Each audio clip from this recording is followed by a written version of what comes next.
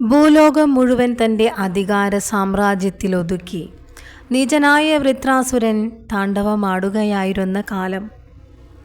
ജ്ഞാനികളെയും സന്യാസി വര്യന്മാരെയും മുനിമാരെയും എല്ലാം കൊന്നൊടുക്കി വൃത്രാസുരൻ. അയാളുടെ വിജയഭേരി മുഴക്കിക്കൊണ്ടിരുന്ന കാലം. അല്പായുസ്സുക്കളായ മനുഷ്യർ ദേവേന്ദ്രനെ ഭജിച്ച് രക്ഷയ്ക്കായി കേഴുകയും ദേവേന്ദ്ര പ്രസാദത്തിനായി യാഗങ്ങളും ഹോമങ്ങളും കഴിപ്പിക്കുകയും ചെയ്തുകൊണ്ടിരുന്നു. ഇതു കണ്ട ദേവേന്ദ്രൻ എന്തു ചെയ്യണം എന്നറിയാതെ കുഴങ്ങി. ഒടുവിൽ ദേവന്മാരും ദേവേശനും ഒന്നിച്ച് സാക്ഷാൽ ശ്രീ ബ്രഹ്മദേവനെ കാണുവാൻ തീർച്ചയാക്കി. നളിനാരൂഢനായ ബ്രഹ്മദേവന്റെ സവിധത്തിൽ അവരെല്ലാവരും എത്തിച്ചേർന്നു. ഭൂമിയിൽ വൃത്രാസുരൻ്റെ ആ ആസുരത്വം നടമാടുകയാണെന്നും ഈ കണക്കിന് പോയാൽ പിന്നീട് ദേവകളെയും ദേവലോകത്തെ പോലും ആസുരൻ ചാമ്പലാക്കി കളയുമെന്നും ബ്രഹ്മദേവനോടായി ദേവന്മാർ പറഞ്ഞു. ഇതെല്ലാം കേട്ട ബ്രഹ്മദേവൻ പറഞ്ഞു അവരോട്, വൃത്രാസുരൻ്റെ ആ അകൈതവമായ ശക്തിയെക്കുറിച്ചോ അവനെ നിഗ്രഹിക്കുവാനുള്ള മാർഗത്തെക്കുറിച്ചോ ഞാൻ അജ്ഞനാണ്. അതിനെ അറിയുവാനുള്ള മാർഗങ്ങൾ ഭൂലോകത്തിലുള്ള മഹാമുനികളിൽ ആർക്കെങ്കിലും പറഞ്ഞു തരുവാൻ കഴിയുമായിരിക്കാം. അതുകൊണ്ട് നിങ്ങൾ ഭൂമിയിലേക്ക് പോവുക. തൽക്ഷണം തന്നെ ദേവകളും ദേവരാജനും കൂടി ഭൂമിയിലേക്ക് പ്രയാണം ചെയ്തു. അങ്ങനെ പല മുനിവര്യന്മാരെയും ചെന്നു കണ്ടു. പക്ഷെ അവരുടെ എല്ലാം മറുപടി ഇപ്രകാരമായിരുന്നു: മഹാനായൊരു മുനിയുടെ നട്ടെല്ലിൽ നിന്നും മാത്രം സൃഷ്ടിക്കുവാനാകുന്ന ഒരു മഹാശാസ്ത്രമെത്രേ വജ്രായുധം. അത് ആ സന്യാസിയുടെ പൂർണ്ണ സമ്മതത്തോടെയും അറിവോടെയും മാത്രം ലഭ്യമാക്കേണ്ടതും ആകുന്നു. അങ്ങനെയുണ്ടാകുന്ന വജ്രായുധത്തിനു മാത്രമേ ആ വൃത്രാസുരനെ കൊല്ലുവാനുള്ള ശക്തി ഉണ്ടാവുകയുള്ളൂ. ദദീജൻ എന്ന മുനി അതീവ ദാനശീലനാണ്.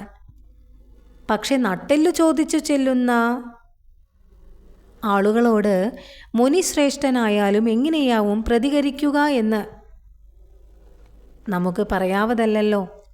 അങ്ങനെ ഒന്നിനും തീരുമാനം ആകാതെ ഇന്ദ്രൻ വിഷണ്ണനായി. പലതവണ ആലോചിച്ചപ്പോൾ ഒരു വഴി മനസ്സിൽ ഉരുത്തിരിഞ്ഞു വരികയും ചെയ്തു. തൻ്റെ കൈകളിൽ ഉള്ള സകല ആയുധങ്ങളും ഉപയോഗിച്ച് വൃത്രാസുരൻ്റെ കിങ്കരന്മാരെ കൊന്നൊടുക്കിയ ഇന്ദ്രൻ അവശേഷിക്കുന്ന ആയുധങ്ങളുമായി നദീതീരങ്ങളിലും മറ്റും ശാന്തപ്രകൃതിയിലും വിഹരിക്കുന്നവനും വിജ്ഞാന ഭണ്ഡാകാരവുമായ ദദീജൻ എന്ന മുനിയുടെ അടുത്തെത്തി.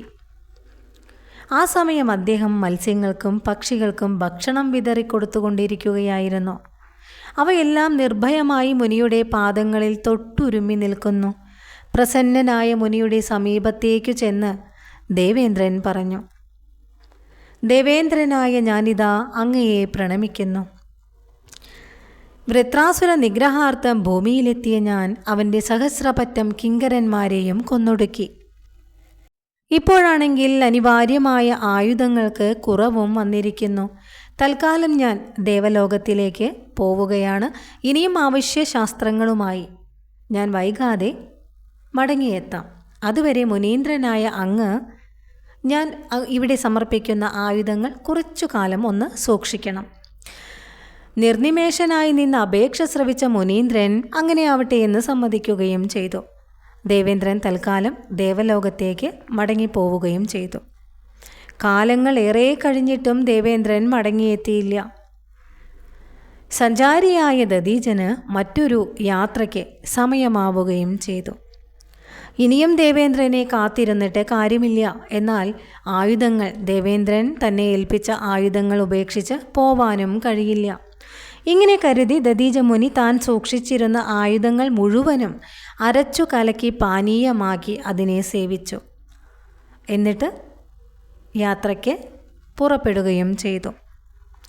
അങ്ങനെ കുറേ അദ്ദേഹം നടന്ന് മറ്റൊരു ശാന്തപ്രദേശത്ത് എത്തിയ ശേഷം മുനിയെ പിന്തുടർന്നു വന്ന ദേവേന്ദ്രൻ പരിക്ഷീണനായി ഭാവിച്ച് മുനിയുടെ അടുത്തേക്ക് എത്തുകയും താൻ ഏൽപ്പിച്ചു പോയ ആയുധങ്ങൾ തിരികെ തന്നാലുമെന്ന് അഭ്യർത്ഥിക്കുകയും ചെയ്തു. അപ്പോൾ ദദീജ മുനി പറഞ്ഞു: അങ്ങയെ കാത്തിരുന്ന് കാലം കഴിച്ച് എനിക്ക് മറ്റൊരു യാത്രയ്ക്ക് സമയമായിരുന്നു. അങ്ങാണെങ്കിൽ എത്തിയതുമില്ല. നിർഭാഗ്യമെന്നു പറയട്ടെ, ഉപേക്ഷിച്ചു പോകാനാവാത്ത ആയുധങ്ങൾ അരച്ചു കലക്കി ഞാൻ സേവിക്കുകയും ചെയ്തുവല്ലോ.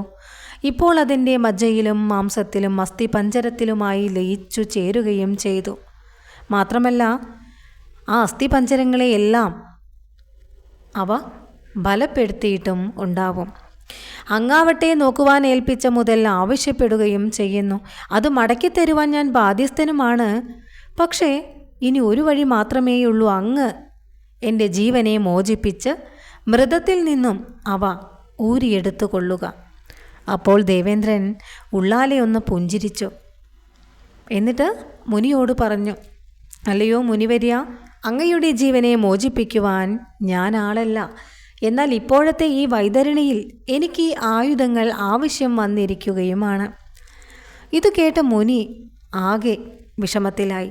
താൻ ചെയ്തത് തെറ്റായിപ്പോയി. അതിന് പ്രായശ്ചിത്തം ചെയ്തേ പറ്റൂ.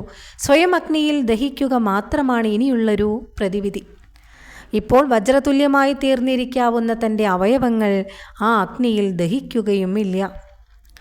അനന്തരം ദധീചമുനി അഗ്നി കൂട്ടി പ്രാണത്യാഗം ചെയ്തു. ദേവേന്ദ്രനും ദേവന്മാരും കൂടി ചേർന്ന് ആ ഭൗതിക ശരീരത്തിൽ നിന്നും ദധീചമുനിയുടെ വജ്രതുല്യമായ ആ നട്ടെല്ല് വേർപ്പെടുത്തിയെടുക്കുകയും അതുകൊണ്ട് മഹത്തായ ഒരു ആയുധം സൃഷ്ടിക്കുകയും ചെയ്തു. വജ്രായുധമെന്ന ഈ ആയുധം ഉപയോഗിച്ചാണ് വൃത്രാസുര നിഗ്രഹം സാധ്യമാക്കിയത്. പിന്നീട് അങ്ങനെ ഭൂമിയിൽ സമാധാനം സ്ഥാപിക്കുകയും ചെയ്തിട്ട് ദേവേന്ദ്രൻ സുരലോകത്തിലേക്ക് തിരികെ മടങ്ങിപ്പോയി. മറ്റാർക്കും തടുക്കുവാനാവാത്ത വജ്രായുധം ദേവേന്ദ്രൻ തൻ്റെ ആയുധമാക്കി. മറ്റനേകം യുദ്ധങ്ങളിൽ അദ്ദേഹം ഇത് ഉപയോഗിക്കുകയും വിജയിക്കുകയും ചെയ്തു.